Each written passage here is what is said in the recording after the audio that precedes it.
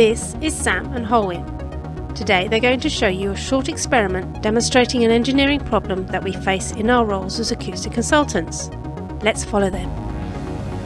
In our roles as acousticians, we are often presented with real-life problems that require practical solutions. We're going to demonstrate a common problem using some toys and bits and pieces we found lying around the office. Structure-borne noise transmission.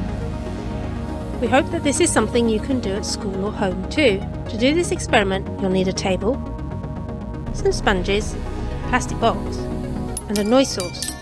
We're going to use a metal music box as our noise source. This experiment can be done anywhere where it's reasonably quiet with a small table.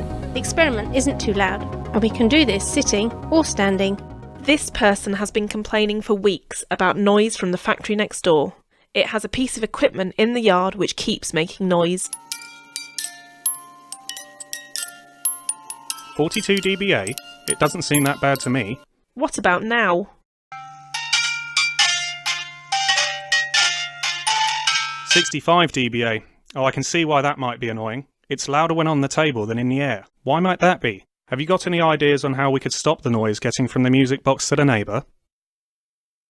What if we put it in a box? Let's try it out. 66 dBA. That's not made it any better. Most of the sound energy from the music box is going into the table. As the music box makes tiny movements, those movements are transmitted into the table, and the table amplifies those movements into bigger ones, making the sound louder. I think we need to isolate the music box from the table. Will this help? 34 dBA? That's loads quieter. And that's all because we've isolated the music box from the table. This sponge is compressible.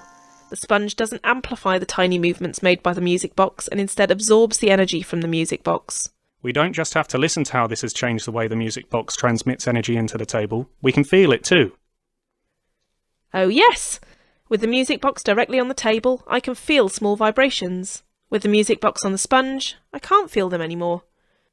Well, they seem happy with our solution.